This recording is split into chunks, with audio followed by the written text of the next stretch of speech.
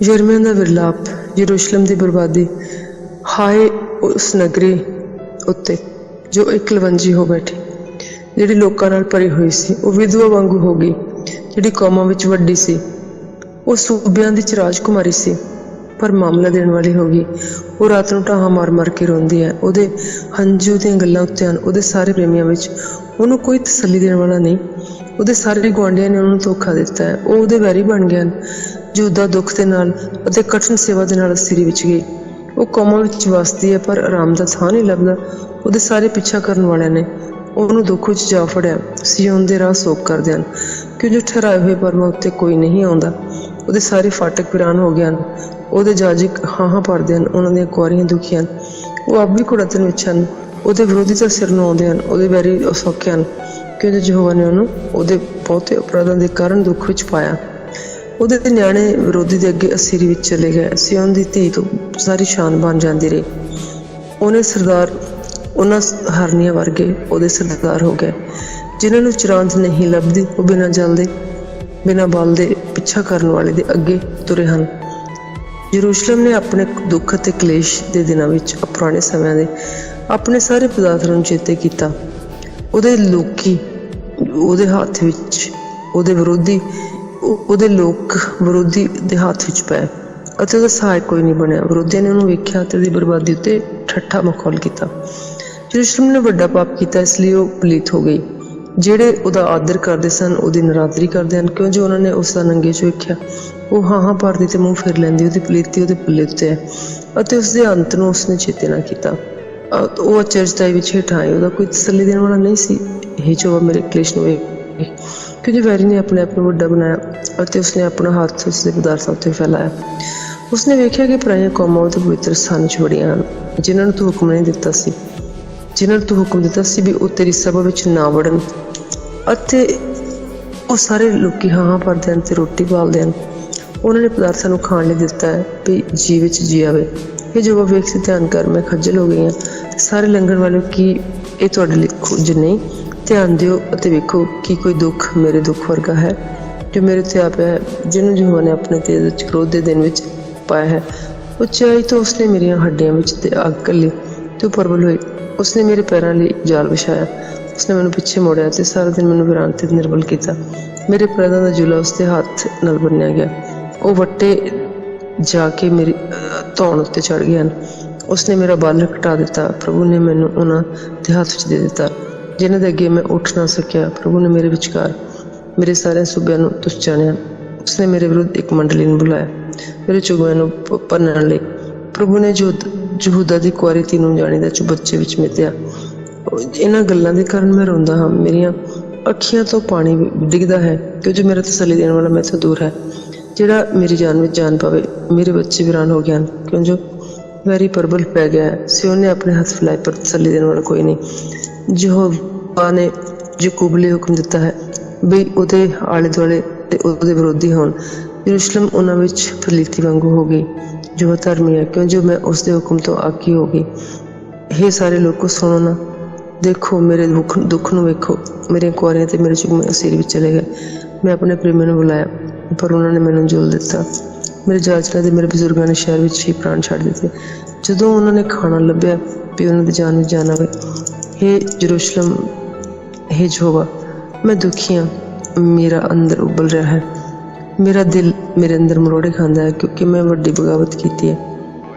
ਬਾਹਰ ਤਲਵਾਰ ਔਂਤਰੇ ਬਣਾਉਂਦੀ ਹੈ, ਘਰ ਵਿੱਚ ਜਾਣੇ ਦਾ ਮੌਤ ਹੈ। ਉਹਨਾਂ ਨੇ ਸੁਣਿਆ ਕਿ ਮੇਰਾ ਹਾਂ ਭਰਦੀਆਂ, ਪਰ ਤਸੱਲੀ ਦੇਣ ਵਾਲਾ ਕੋਈ ਨਹੀਂ। ਮੇਰੇ ਸਾਰੇ ਵੈਰੀਆਂ ਨੇ ਮੇਰੀ ਵਿਪਤਾ ਸੁਣੀ। ਉਹ ਖੁਸ਼ ਹਨ ਕਿ ਤੈਂ ਇਹ ਕੀਤਾ। ਤੂੰ ਦਿਨ ਲਿਆਵੇਂਗਾ ਜਿਹਦਾ ਤੂੰ ਪ੍ਰਚਾਰ ਕੀਤਾ, ਤਾਂ ਉਹ ਮੇਰੇ ਵਰਗੇ ਹੋ ਜਾਣਗੇ। ਉਹਨਾਂ ਦੀ ਸਾਰੀ ਬਦੀ ਤੇਰੇ ਸਾਹਮਣੇ ਆਵੇ। ਉਹਨਾਂ ਨਾਲ ਉਵੇਂ ਵਰਤ ਜਿਵੇਂ ਤੂੰ ਮੇਰੇ ਨਾਲ ਤੇ ਮੇਰੀ ਅਪਰਾਧਾਂ ਕਰਕੇ ਵਰਤਿਆ।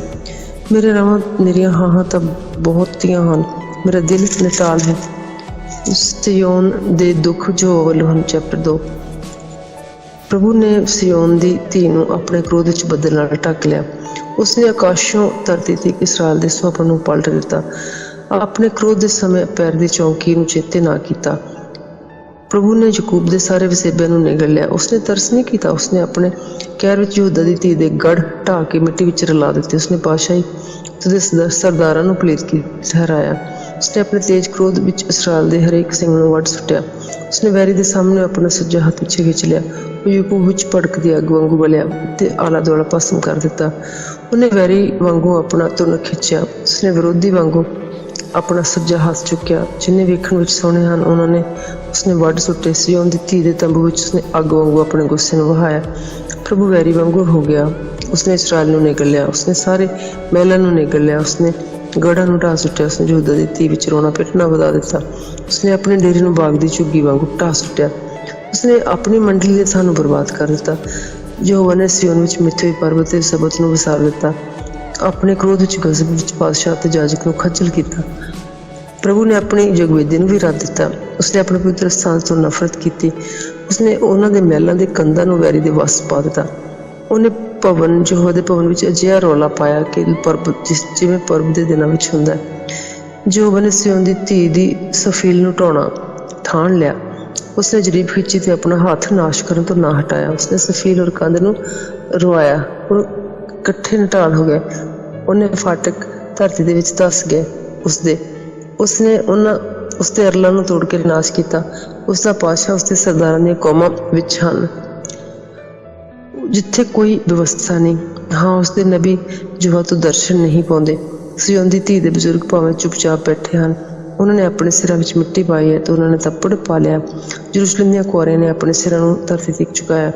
ਉਹ ਮੇਰੀਆਂ ਅੱਖੀਆਂ ਰੋਣ ਨਾਲ ਜਾਂਦੀਆਂ ਰਹੀਆਂ ਤੇ ਮੇਰਾ ਦਿਲ ਉਬਲਦਾ ਹੈ। ਮੇਰਾ ਕਾਲਜਾ ਧਰਤੀ ਉੱਤੇ ਨਿਕਲ ਆਇਆ ਤੇ ਮੈਂ ਲੋਕਾਂ ਦੀ ਧੀ ਦੀ ਬਰਬਾਦੀ ਜੋ ਹੋਈ, ਮੇਰੇ ਲੋਕਾਂ ਦੀ ਨਿਆਣੇ ਅਤੇ ਦੁੱਧ ਚੰਗਦੇ ਹੋਏ ਬੱਚੇ ਸ਼ਹਿਰ ਦੀਆਂ ਗਲੀਆਂ ਵਿੱਚ ਬੇਹੋਸ਼ ਪਏ ਹਨ। ਉਹ ਆਪਣੀ ਮਾਵਾਂ ਨੂੰ ਕਹਿੰਦੇ ਹਨ ਕਿ ਅੰਨ ਤੇ ਮੈਂ ਕਿੱਥੇ ਹੈ। ਜਦੋਂ ਫਟੜਾ ਵਾਂਗੂ ਸ਼ਹਿਰ ਦੀਆਂ ਗਲੀਆਂ ਵਿੱਚ ਗਾਸ਼ ਖਾਂਦੇ ਹਨ, ਜਦ ਉਹ ਆਪਣੀ ਮਾਵਾਂ ਦੀ ਹਿੱਕ ਨਾਲ ਆਪਣੀ ਜਾਨ ਦਿੰਦੇ ਹਨ। ਹੇ ਯਰੂਸ਼ਲਮ ਦੀ ਧੀਏ, ਮੈਂ ਤੈਨੂੰ ਕੀ ਸਾਖੀ ਦਿਆਂ ਤੇ ਕਿਹਦੇ ਵਰਗੀ ਤੈਨੂੰ ਆਖਾਂ। ਮੈਂ ਕਿਹਦੇ ਨਾਲ ਤੇਰੀ ਮਿਸਾਲ ਦਿਆਂ। ਮੈਂ ਤੈਨੂੰ ਤਸੱਲੀ ਦਿਆਂ, ਹੇ ਸਿਯੋਨ ਦੀ ਕੁਆਰੀ ਧੀਏ, ਤੇਰਾ ਫੱਟ ਸਾਗਰ ਵਾਂਗੂ ਵੱਡਾ ਹੈ। ਤੈਨੂੰ ਕੌਣ ਚੰਗਾ ਕਰੇਗਾ। ਤੇਰੇ ਨਬੀਆਂ ਨੇ ਤੇਰੇ ਲਈ ਝੂਠੀ ਤੇ ਵਿਅਰਥ ਅੰਤਰ ਧਿਆਨਤਾ ਵੇਖੀ। ਉਹਨਾਂ ਨੇ ਤੇਰੀ ਬਦੀ ਨੂੰ ਪ੍ਰਗਟ ਹੀ ਨਹੀਂ ਕੀਤਾ ਵੀ ਤੁਹਾਨੂੰ ਅਸੀਰੀ ਤੋਂ ਮੋੜ ਲਿਆਉਣ। ਔਰ ਉਹਨਾਂ ਨੇ ਤੇਰੇ ਲਈ ਵਿਅਰਥ ਤੇ ਭਰਮਾਉਣ ਵਾਲੇ ਗਮ ਵਾਕ ਕੀਤੇ। ਸਭ ਲੰਘਣ ਵਾਲੇ ਤੇਰੇ ਤੇ ਤਾਲੀਆਂ ਵਜਾਉਂਦੇ ਹਨ। ਯਰੂਸ਼ਲਮ ਦੀ ਧੀ ਉੱਤੇ ਨੱਕ ਚੜਾਉਂਦੇ ਹਨ ਤੇ ਸਿਰ ਲਾਉਂਦੇ ਹਨ। ਕੀ ਇਹ ਸ਼ਹਿਰ ਹੈ ਜਿਸ ਨੂੰ ਉਹ ਇਹ ਨਾਮ ਦਿੰਦੇ? ਸੁਹੱਪਣ ਦੀ ਪੂਰਨਤਾਈ, ਸਾਰੇ ਸ਼ਹਿਰ ਦੀ ਖੁਸ਼ੀ। ਤੇਰੇ ਸਾਰੇ ਵੈਰੀਆਂ ਨੇ ਤੇਰੇ ਵੱਲ ਆਪਣਾ ਮੂੰਹ ਅੱਡਿਆ ਹੈ। ਉਹ ਮੁਸਕਰਾਉਂਦੇ ਅਤੇ ਸੁਸਕਾਰਦੇ ਤੇ ਦੰਦ ਪੀਂਦੇ ਹਨ। ਆਖਦੇ ਹਨ, ਅਸੀਂ ਉਹਨੂੰ ਨਿਗਲ ਲਿਆ। ਅਸੀਂ ਇਸੇ ਹੀ ਦਿਨ ਨੂੰ ਉਡੀਕਦੇ ਸਾਂ। ਇਸੋ ਸਾਨੂੰ ਲੱਭਿਆ, ਅਸੀਂ ਵੇਖ ਲਿਆ। ਯਹੋਵਾ ਨੇ ਉਹ ਕੀਤਾ ਜਿਹੜਾ ਉਸਨੇ ਠਾਣਿਆ ਸੀ। ਉਸਨੇ ਆਪਣੇ ਬੱਚੇ ਨੂੰ ਪੂਰਾ ਕੀਤਾ ਜਿਸ ਦਾ ਹੁਕਮ ਉਸਨੇ ਸਨਾਤਨ ਸਮੇਂ ਵਿੱਚ ਦਿੱਤਾ ਸੀ। ਉਸਨੇ ਡੇਗ ਦਿੱਤਾ, ਤਰਸ ਨਹੀਂ ਖਾਧਾ। ਉਸਨੇ ਤੇਰੇ ਵੈਰੀਆਂ ਨੂੰ ਤੇਰੇ ਤੋਂ ਆਨੰਦ ਕਰਵਾਇਆ।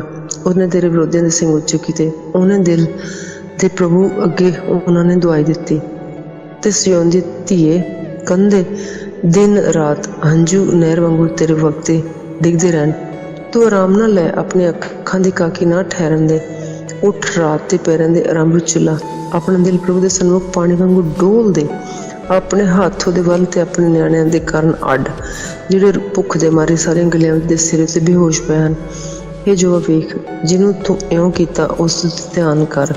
ਕਿ ਔਰਤਾਂ ਆਪਣਾ ਫਲ ਆਪਣੇ ਲਾਡਲੇ ਬੱਚੇ ਖਾਣ? ਕਿ ਜਾਜਕ ਅਤੇ ਨਬੀ ਪ੍ਰਭੂ ਦੇ ਪਵਿੱਤਰ ਸਥਾਨ ਵਿੱਚ ਵੱਢੇ ਜਾਣ? ਜਵਾਨ ਤੇ ਬੁੱਢਾ ਭਾਵੇਂ ਗਲੀਆਂ ਵਿੱਚ ਪਏ ਹਨ।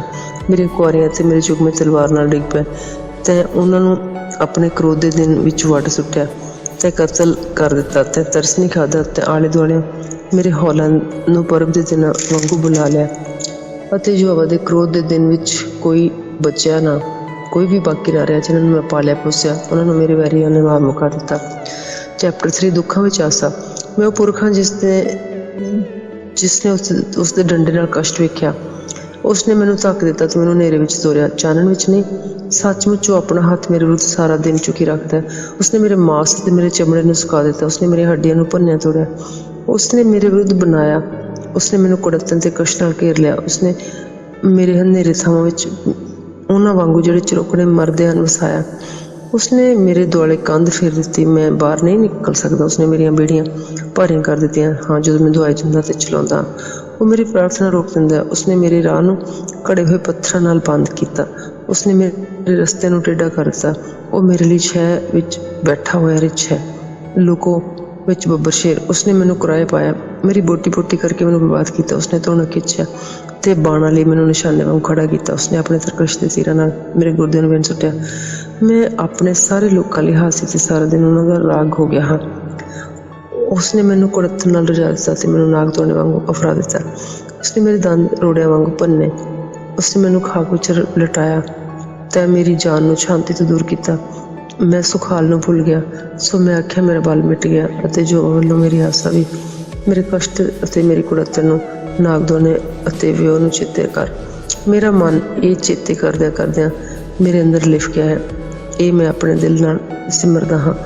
ਇਸ ਲਈ ਮੈਨੂੰ ਆਸਾ ਹੈ ਇਹ ਜੋ ਦੀ ਦਇਆ ਹੈ ਕਿ ਅਸੀਂ ਮੁੱਕੇ ਨਹੀਂ। ਉਹਦਾ ਧਰਮ ਅਟੁੱਟ ਜੋ ਹੈ, ਹਰ ਸਵੇਰ ਨੂੰ ਤਾਜ਼ਾ ਹਨ ਉਹ। ਤੇਰੀ ਵਫਾਦਾਰੀ ਵੱਡੀ ਹੈ, ਜੋ ਮੇਰਾ ਹਿੱਸਾ ਹੈ, ਮੇਰੀ ਜਾਨ ਕਹਿੰਦੀ ਹੈ। ਇਸ ਲਈ ਮੈਨੂੰ ਉਸ ਉੱਤੇ ਆਸਾ ਹੈ ਜੋ ਉਹਦੇ ਲਈ ਭਲਾ ਹੈ, ਜਿਹੜਾ ਉਸ ਨੂੰ ਉਡੀਕਦਾ ਹੈ। ਉਸ ਜਾਨ ਲਈ ਜਿਹੜੀ ਉਸਦੀ ਤਾਲਿਬ ਹੈ, ਭਲਾ ਹੈ ਕਿ ਮਨੁੱਖ ਚੁੱਪਚਾਪ ਜੋ ਉਹਦੇ ਬਚਾਓ ਲਈ ਆਸਾ ਰੱਖੇ। ਗੱਭਰੂ ਲਈ ਚੰਗਾ ਹੈ ਕਿ ਆਪਣੀ ਜਵਾਨੀ ਵਿੱਚ ਜੋੜਾ ਚੁੱਕੇ। ਉਹ ਇਕੱਲਾ ਬੈਠੇ ਚੁੱਪ ਰਹੇ, ਕਿਉਂ ਜੋ ਉਸਨੇ ਉਸਨੂੰ ਉਸਦੇ ਉੱਤੇ ਪਾਇਆ ਹੈ। ਉਹ ਆਪਣਾ ਮੂੰਹ ਖਾਕ ਉੱਤੇ ਰੱਖੇ, ਸ਼ਾਇਦ ਕੁਝ ਆਸ ਹੋਵੇ। ਆਪਣੀ ਗੱਲ ਮਾਰਨ ਵਾਲੇ ਨੂੰ ਦੇਵੇ, ਉਹ ਨਿੰਦਿਆ ਨਾਲ ਭਰ ਜਾਵੇ। ਪ੍ਰਭੂ ਤਾਂ ਸਦਾ ਨਹੀਂ ਛੱਡੇਗਾ, ਪਰ ਜੇ ਉਹ ਦੁੱਖ ਵੀ ਦੇਵੇ, ਆਪਣੀ ਵੱਡੀ ਦਇਆ ਨਾਲ ਰਹਿਮ ਕਰੇਗਾ। ਉਹ ਤਾਂ ਆਪਣੇ ਦਿਲੋਂ ਕਸ਼ਟ ਨਹੀਂ ਪਾਉਂਦਾ, ਨਾ ਮਨੁੱਖ ਦੇ ਪੁੱਤਰਾਂ ਨੂੰ ਔਖਾ ਕਰਦਾ। ਸੰਸਾਰ ਦੇ ਸਾਰੇ ਅਸੀਰਾਂ ਨੂੰ ਪੈਰਾਂ ਹੇਠ ਮਿੱਧਣਾ, ਮਹਾਨ ਦੇ ਸਨਮੁਖ ਕਿਸੇ ਇਨਸਾਨ ਦਾ ਹੱਕ ਮਾਰਨਾ, ਕਿਸੇ ਆਦਮੀ ਦਾ ਮੁਕੱਦਮਾ ਵਿਗਾੜਨਾ ਪ੍ਰਭੂ ਨਹੀਂ ਵੇਖ ਸਕਦਾ। ਫਿਰ ਕੌਣ ਕਹਿੰਦਾ ਹੈ ਕਿ ਉਹ ਹੋ ਜਾਂਦਾ ਹੈ ਜਦ ਪ੍ਰਭੂ ਨੇ ਉਸਦਾ ਹੁਕਮ ਨਹੀਂ ਦਿੱਤਾ ਹੋਵੇ? ਕਿ ਆਤਮਹਾਨ ਦੇ ਮੂੰਹੋਂ ਦੁੱਖ ਤੇ ਸੁੱਖ ਨਹੀਂ ਆਉਂਦੇ? ਜਿਉਂਦਾ ਆਦਮੀ ਕਿਉਂ ਗਿਲਾ ਕਰੇ ਕੋਈ ਮਨੁੱਖ ਆਪਣੇ ਪਾਪਾਂ ਦੀ ਸਜ਼ਾ ਉੱਤੇ? ਆਓ ਅਸੀਂ ਆਪਣੇ ਰਾਹਾਂ ਨੂੰ ਪਰਤਿਆਈਏ ਅਤੇ ਪਰਖੀਏ ਤੇ ਯਹੋਵਾ ਵੱਲ ਫਿਰੀਏ।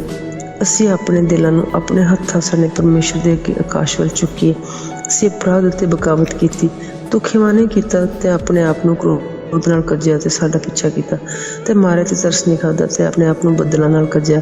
ਕੋਈ ਪ੍ਰਾਰਥਨਾ ਤੇਰੇ ਕੋਲੇ ਅੱਪੜ ਨਹੀਂ ਸਕਦੀ। ਮੈਂ ਤੈਂ ਸਾਨੂੰ ਉਮਤਾਂ ਵਿੱਚ ਕੂੜਾ ਤੇ ਰੂੜੀ ਠਹਿਰਾਇਆ। ਸਾਡੇ ਸਾਰੇ ਵੈਰੀਆਂ ਨੇ ਸਾਡੇ ਉੱਤੇ ਮੂੰਹ ਪਸਾਰਿਆ। ਭੌਂ ਅਤੇ ਭੋਰਾ ਸਾਡੇ ਲਈ ਹਨ, ਬਰਬਾਦੀ ਤੇ ਫੂਕ ਸਾੜ ਵੀ। ਮੇਰੀ ਪਰਜਾ ਦੀ ਧੀ ਦੀ ਬਰਬਾਦੀ ਦੇ ਕਾਰਨ ਪਾਣੀ ਦੀਆਂ ਨਦੀਆਂ ਮੇਰੀਆਂ ਅੱਖੀਆਂ ਤੋਂ ਹੇਠ ਆਉਂਦੀਆਂ। ਮੇਰੀ ਅੱਖ ਵਗਦੀ ਹੈ ਤੇ ਰੁਕਦੀ ਨਹੀਂ। ਕੋਈ ਵਧੇਜ ਨਹੀਂ ਜਾਤੀ ਜੋ ਆਕਾਸ਼ੋਂ ਨਿਗਾਹ ਮਾਰ ਕੇ ਨਾ ਵੇਖੇ। ਮੇਰੇ ਸ਼ਹਿਰ ਦੀਆਂ ਸਾਰੀਆਂ ਧੀਆਂ ਦੇ ਕਾਰਨ ਮੇਰੀ ਅੱਖ ਮੇਰੇ ਜੀਵਨ ਨੂੰ ਦੁਖੀ ਕਰਦੀ ਹੈ। ਜਿਹੜੇ ਮੇਰੇ ਕਾਰਨ ਮੇਰੇ ਵੈਰੀ ਹਨ, ਉਹਨਾਂ ਨੇ ਮੇਰਾ ਪਿੱਛਾ ਕੀਤਾ। ਉਹਨਾਂ ਨੇ ਮੇਰੇ ਜੀਵਨ ਨੂੰ ਭੋਰੇ ਵਿੱਚ ਮੁਕਾ ਦਿੱਤਾ। ਉਹਨਾਂ ਨੇ ਮੇਰੇ ਉੱਤੇ ਪੱਥਰ ਸੁੱਟਿਆ, ਪਾਣੀ ਮੇਰੇ ਸਿਰ ਉੱਤੇ ਵਗੇ। ਮੈਂ ਆਖਿਆ ਮੈਂ ਮਾਰ ਮਿਟਿਆ। ਮੈਂ ਜੋ ਤੇਰੇ ਨਾਮ ਦੀ ਦੁਆਈ ਦਿੱਤੀ ਭੋਰੇ ਦੀਆਂ ਡੂੰਘਾਈਆਂ ਤੋਂ, ਤੈਂ ਮੇਰੀ ਆਵਾਜ਼ ਸੁਣੀ। ਆਪਣਾ ਕੰਨ ਮੇਰੀ ਦੁਹਾਈ ਵੱਲੋਂ ਬੰਦ ਨਾ ਕਰ। ਜਿਸ ਨੂੰ ਮੈਂ ਤੈਨੂੰ ਪੁਕਾਰਿਆ ਤੂੰ ਨੇੜੇ ਆਇਆ। ਤੂੰ ਆਖਿਆ ਨਾ ਡਰ। ਹੇ ਪ੍ਰਭੂ, ਤੈਂ ਮੇਰੀ ਜਾਨ ਦਾ ਮੁਕੱਦਮਾ ਲੜਿਆ, ਤੈਂ ਮੇਰੇ ਜੀਵਨ ਦਾ ਛੁਟਕਾਰਾ ਕੀਤਾ। ਹੇ ਯਹੋਵਾ, ਤੈਂ ਮੇਰੇ ਉੱਤੇ ਦਾ ਨਿਆਂ ਵੇਖਿਆ। ਤੂੰ ਮੇਰਾ ਨਿਆਂ ਕਰ। ਤੈਂ ਉਹਨਾਂ ਦੇ ਸਾਰੇ ਬਦਲੇ ਵੇਖੇ, ਮੇਰੇ ਵਿਰੁੱਧ ਉਹਨਾਂ ਦੀਆਂ ਸਾਰੀਆਂ ਜੁਗਤੀਆਂ ਵੀ। ਹੇ ਯਹੋਵਾ, ਤੈਂ ਉਹਨਾਂ ਦੀ ਨਿੰਦਿਆ ਸੁਣੀ, ਨਾਲੇ ਮੇਰੇ ਵਿਰੁੱਧ ਸਾਰਿਆਂ ਦੀਆਂ ਜੁਗਤੀਆਂ, ਮੇਰੇ ਵਿਰੋਧੀਆਂ ਦੀਆਂ ਗੱਲਾਂ ਤੇ ਦਿਨ ਭਰ ਉਹਨਾਂ ਦੇ ਮੱਤੇ ਮੇਰੇ ਵਿਰੁੱਧ। ਉਹਨਾਂ ਦੇ ਉੱਠਣ ਬੈਠਣ 'ਤੇ ਧਿਆਨ ਦੇ। ਮੈਂ ਉਹਨਾਂ ਦਾ ਹੀ ਰਾਗ ਹਾਂ। ਹੇ ਯਹੋਵਾ, ਤੂੰ ਉਹਨਾਂ ਦੇ ਹੱਥਾਂ ਦੇ ਕੰਮਾਂ ਦੇ ਅਨੁਸਾਰ ਵੱਟਾ ਦੇਵੇਂਗਾ। ਤੂੰ ਉਹਨਾਂ ਦਾ ਮਨ ਸੁਣਨਾ ਕਰ ਦੇਵੇਂਗਾ, ਆਪਣਾ ਸ਼ਰਾਪਨ ਉੱਤੇ ਦੇਵੇਂਗਾ। ਤੂੰ ਕ੍ਰੋਧ ਵਿੱਚ ਉਹਨਾਂ ਦਾ ਪਿੱਛਾ ਕਰੇਂਗਾ ਅਤੇ ਯਹੋਵਾ ਦੇ ਆਕਾਸ਼ ਦੇ ਹੇਠੋਂ ਉਹਨਾਂ ਦਾ ਨਾਸ਼ ਕਰੇਂਗਾ। ਘੇਰੇ ਦਾ ਕਸ਼ਟ। ਸੋਨਾ ਕਿਵੇਂ ਬਿਆਬ ਹੋ ਗਿਆ, ਖਰਾ ਸੋਨਾ ਕਿਵੇਂ ਬਦਲ ਗਿਆ। ਪਵਿੱਤਰ ਸਥਾਨਾਂ ਤੇ ਪੱਥਰ ਹਰ ਗਲੀ ਦੇ ਸਿਰ ਉੱਤੇ ਖੀਰੋਂ ਹੋਏ ਪਏ ਹਨ। ਸਿਉਂ ਦੇ ਲਾਡਲੇ ਪੁੱਤਰ ਜਿਹੜੇ ਸੋਨੇ ਦੇ ਤੁਲਨ ਕਿਵੇਂ ਮਿੱਟੀ ਦੇ ਭਾਂਡਿਆਂ ਵਾਂਗੂ ਘੁਮਿਆਰ ਦੀ ਦਸਤਕਾਰੀ ਸਮਝੇ ਜਾਂਦੇ ਹਨ। ਗਿੱਦੜੀਆਂ ਵੀ ਆਪਣੀ ਛਾਤੀਆਂ ਤੋਂ ਆਪਣੇ ਬੱਚਿਆਂ ਨੂੰ ਦੁੱਧ ਚੁੰਘਾਉਂਦੀਆਂ ਹਨ, ਪਰ ਮੇਰੀ ਪਰਜਾ ਦੀ ਧੀ ਉਜਾੜ ਦੇ ਸ਼ੁਤਰ ਮੁਰਗਾਂ ਵਾਂਗੂ ਨਿਰਦਈ ਹੋਈ ਗਈ ਹੈ। ਦੁੱਧ ਚੁੰਘਣ ਵਾਲੇ ਦੀ ਜੀਭ ਪਿਆਸ ਦੇ ਕਾਰਨ ਤਾਲੂ ਨਾਲ ਜਾ ਲੱਗੇ। ਨਿਆਣੇ ਰੋਟੀ ਮੰਗਦੇ ਹਨ, ਪਰ ਕੋਈ ਉਹਨਾਂ ਨੂੰ ਦਿੰਦਾ ਨਹੀਂ।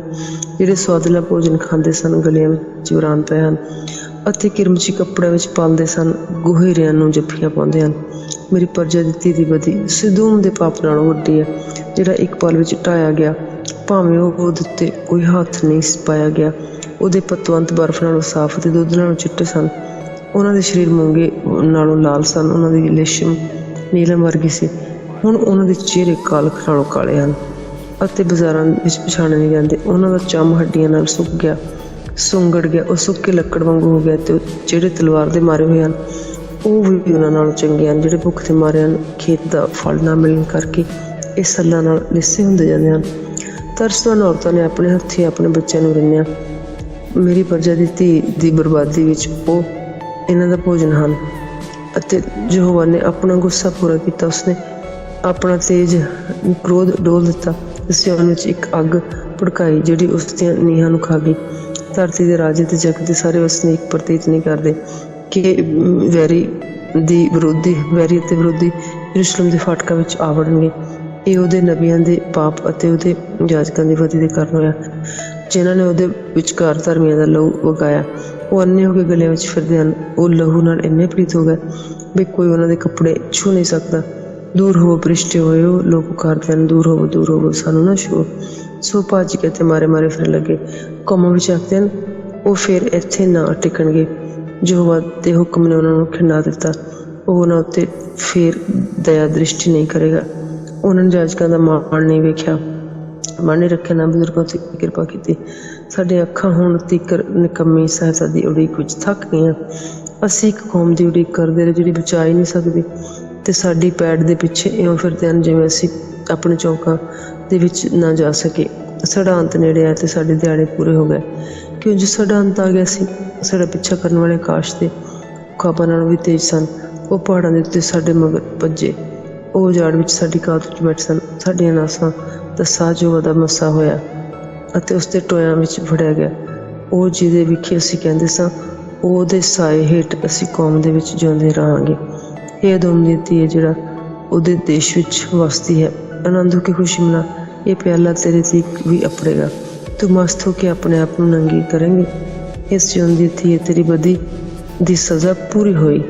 ਉਹ ਫਿਰ ਤੈਨੂੰ ਅਸੀਰ ਕਰਕੇ ਨਹੀਂ ਲੈ ਕੇ ਜਾਵੇਗਾ। ਇਹ ਅਦੋਮ ਦੀ ਧੀ, ਉਹ ਤੇਰੀ ਬਦੀ ਦੀ ਖਬਰ ਲਵੇਗਾ। ਉਹ ਤੇਰੇ ਪਾਪ ਨੰਗੇ ਕਰ ਦੇਵੇਗਾ। ਤਰਸ ਲਈ ਬੇਨਤੀ, ਇਹ ਯਹੋਵਾ ਜੋ ਕੁਝ ਸਾਡੇ ਨਾਲ ਬੀਤੀ ਉਸ ਨੂੰ ਚੇਤੇ ਕਰ। ਧਿਆਨ ਦੇ ਸਾਡੀ ਨਮੋਸ਼ੀ ਨੂੰ ਦੇਖ। ਸਾਡੀ ਮਿਲਕ ਪਰਦੇਸੀਆਂ ਨੂੰ ਸੌਂਪੀ ਗਈ, ਸਾਡੇ ਘਰ ਉਪਰਿਆਂ ਨੂੰ। ਅਸੀਂ ਯਤੀਮ ਹਾਂ, ਸਾਡੇ ਪਿਓ ਨਹੀਂ ਹਨ। ਸਾਡੀਆਂ ਮਾਵਾਂ ਵਿਧਵਾਵਾਂ ਵਾਂਗੂ ਹਨ। ਅਸੀਂ ਆਪਣਾ ਪਾਣੀ ਮੁੱਲ ਲੈ ਕੇ ਪੀਤਾ, ਆਪਣੀ ਲੱਕੜੀ ਮੁੱਲ ਨਾਲ ਲਈ। ਸਾਡੀ ਲੱਕੜੀ ਮੁੱਲ ਨਾਲ ਮਿਲਦੀ ਹੈ। ਸਾਡਾ ਪਿੱਛਾ ਕਰਨ ਵਾਲੇ ਸਾਡੀਆਂ ਧੌਣਾਂ ਉੱਤੇ ਹਨ। ਅਸੀਂ ਥੱਕੇ ਹੋਏ ਹਾਂ, ਪਰ ਸਾਡੇ ਲਈ ਆਰਾਮ ਨਹੀਂ। ਅਤੇ ਅਸੀਂ ਮਿਸਰ ਦੇ ਅਧੀਨ ਹੋਏ ਅਸ਼ੂਰ ਦੇ ਵੀ, ਤਾਂ ਜੋ ਰੋਟੀ ਨਾਲ ਰੱਜ ਜਾਈਏ। ਤੇ ਸਾਡੇ ਪਿਓਾਂ ਨੇ ਪਾਪ ਕੀਤਾ ਤੇ ਚੱਲ ਵਸੇ। ਅਸੀਂ ਉਹਨਾਂ ਦੀ ਬਦੀ ਦਾ ਭਾਰ ਚੁੱਕਦੇ ਹਾਂ। ਗੁਲਾਮ ਸਾਡੇ ਉੱਤੇ ਰਾਜ ਕਰਦੇ ਹਨ। ਉਹਨਾਂ ਦੇ ਤੋਂ ਛੁਡਾਉਣ ਵਾਲਾ ਸਾਨੂੰ ਕੋਈ ਨਹੀਂ। ਉਜਾੜ ਦੀ ਤਲਵਾਰ ਦੇ ਕਾਰਨ ਅਸੀਂ ਜਾਨ ਤਲੀ ਉੱਤੇ ਰੱਖ ਕੇ ਆਪਣੀ ਰੋਟੀ ਕਮਾਉਂਦੇ ਹਾਂ। ਕਾਲ ਦੇ ਝੁਲਸਾ ਦੇਣ ਵਾਲੇ ਤਾਪ ਦੇ ਕਾਰਨ ਸਾਡਾ ਚਮੜਾ ਤੰਦੂਰ ਵਾਂਗੂ ਤਪਦਾ ਹੈ। ਸਿਯੋਨ ਵਿੱਚ ਔਰਤਾਂ ਯਹੂਦਾ ਦੇ ਨਗਰਾਂ ਵਿੱਚ ਕੁਆਰੀਆਂ ਬੇਪੱਤ ਕੀਤੀਆਂ ਗਈਆਂ। ਸਰਦਾਰ ਉਹਨਾਂ ਦੇ ਹੱਥਾਂ ਨਾਲ ਟੰਗੇ ਗਏ ਤੇ ਬਜ਼ੁਰਗਾਂ ਦਾ ਮੂੰਹ ਮਾਣ ਨਾ ਕੀਤਾ ਗਿਆ। ਬਜ਼ੁਰਗਾਂ ਦੇ ਮੂੰਹਾਂ ਦਾ ਮਾਣ ਨਾ ਕੀਤਾ ਗਿਆ। ਚੁਗਵੇਂ ਜਵਾਨਾਂ ਨੇ ਚੱਕੀ ਚੁੱਕੀ ਅਤੇ ਛੋਕਰਿਆਂ ਨੇ ਲੱਕੜ ਹੇਠ ਠੇਡੇ ਖਾਧੇ। ਅਤੇ ਬਜ਼ੁਰਗ ਫਾਟਕ ਤੋਂ ਅਤੇ ਚੁਗਵੇਂ ਜਵਾਨ ਆਪਣੇ ਗਾਉਣ ਵਿਛੋੜ ਤੋਂ ਹਟ ਗਏ। ਸਾਡੇ ਦਿਲਾਂ ਦੀ ਖੁਸ਼ੀ ਮੁੱਕ ਗਈ। ਸਾਡਾ ਨਾਚ ਸੋਗ ਵਿੱਚ ਬਦਲ ਗਿਆ। ਮੁਕਤ ਸਾਡੇ ਸਿਰਾਂ ਤੋਂ ਡਿੱਗ ਪਿਆ। ਹਾਏ ਸਾਨੂੰ, ਅਸੀਂ ਪਾਪ ਕਿਉਂ ਕੀਤਾ? ਇਸ ਲਈ ਸਾਡੇ ਦਿਲ ਕਮਜ਼ੋਰ ਹੋ ਗਏ। ਇਹਨਾਂ ਗੱਲਾਂ ਦੇ ਕਾਰਨ ਸਾਡੀਆਂ ਅੱਖਾਂ ਵਿੱਚ ਧੁੰਦ ਆ ਗਈ। ਸਿਯੋਨ ਪਰਬਤ ਦੀ ਨਿਗਰਾਨੀ ਦੇ ਕਾਰਨ ਜਿਹਦੇ ਉੱਤੇ ਗਿੱਦੜ ਫਿਰਦੇ ਹਨ, ਤੂੰ ਹੀ ਜੋ ਸਦਾ ਸੀ ਬਿਰਾਜਮਾਨ ਹੋ। ਤੇਰਾ ਸਿੰਘਾਸਨ ਪੀੜ੍ਹੀ ਤੀਕ ਹੈ ਅਤੇ ਤੂੰ ਕਿਉਂ ਸਦਾ ਲਈ ਸਾਨੂੰ ਭੁਲਾ ਬੈਠਾ ਹੈ ਤੇ ਚਰੋਕਣਾ ਸਾਨੂੰ ਤਿਆਗ ਦਿੱਤਾ ਹੈ। ਇਹ ਯਹੋਵਾ, ਸਾਨੂੰ ਆਪਣੇ ਵੱਲ ਮੋੜ ਲੈ ਤਾਂ ਅਸੀਂ ਮੁੜਾਂਗੇ। ਸਾਡੇ ਦਿਨ ਪਹਿਲਾਂ ਵਾਂਗੂ ਨਵੇਂ ਬਣਾ। ਕੀ ਤੂੰ ਸਾਨੂੰ ਉੱਕਾ ਹੀ ਛੱਡ ਦਿੱਤਾ? ਕੀ ਤੂੰ ਸਾਡੇ ਨਾਲ ਬਹੁਤ ਹੀ ਕ੍ਰੋਧਵਾਨ ਹੋ ਗਿਆ ਹੈ? ਆਮੀਨ, ਆਮੀਨ, ਆਮੀਨ।